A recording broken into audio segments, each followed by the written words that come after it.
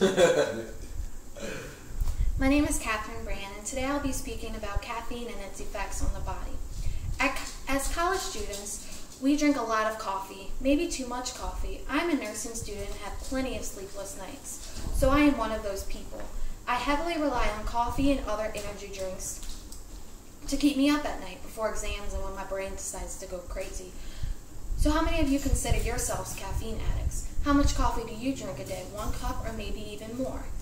How about caffeinated drinks? Most of us feel as though we cannot accomplish our schoolwork or studying without caffeine.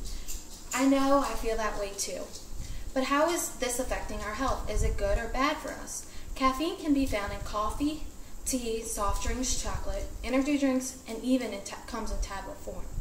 While caffeine is safe in moderation, most people are over-consuming this product and don't even know it. According to the Food and Drug Administration, overconsumption of caffeine-related products can change the way our body and brain works and changes how you behave and feel.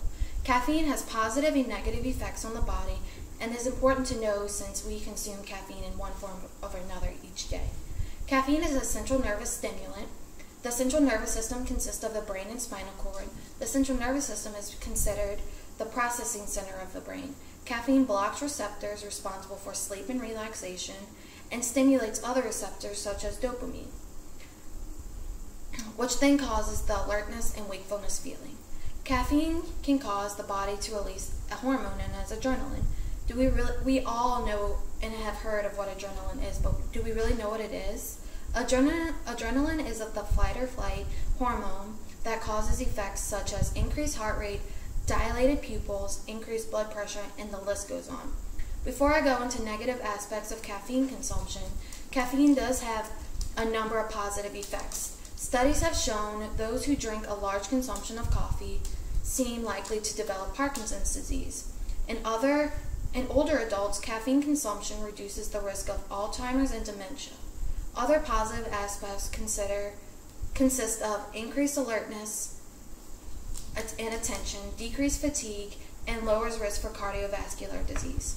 Since caffeine increases metabolic rate, caffeine can cause weight loss. Increasing metabolic rate means that your body speeds up your metabolism process. Each person experiences different effects based on a number of factors. One factor may include amount of consumption. So the negative effects that I will discuss in this paragraph will not pertain to everyone. Caffeine can cause mild forms of addiction. 500 milligrams or more can cause intoxication with effects such as nervousness, insomnia, muscle twitching, chest pain, and confusing. Sudden withdrawals of caffeine can cause effects such as headaches, irritability, and drowsiness. According to the Salem Press Encyclopedia of Science, caffeine can cause insomnia, nervousness, and decreased motor coordination. Caffeine has shown to interact with medications. These medications may include thyroid medications or depression medications. Caffeine also increases blood pressure and blood sugar. Caffeine can cause and have effect on gastrointestinal tract because it's so acidic, which can cause heartburn. Also, caffeine has an effect on patients with acid reflux. Other effects include stimulation of urination. It is important to read food labels and keep track of how much caffeine you are consuming.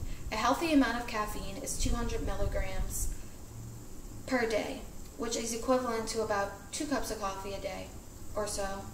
A 16-ounce cup of coffee from Starbucks equals 330 milligrams of caffeine. Caffeine has positive and negative effects. When taken in moderation, caffeine can actually have a positive effect on the body. Overconsumption can cause muscle twitching, insomnia, and nervousness. The next time you go for that 3rd or 4th cup of coffee, think of what I discussed during my speech and how it will affect your body, not only short term, but long term as well.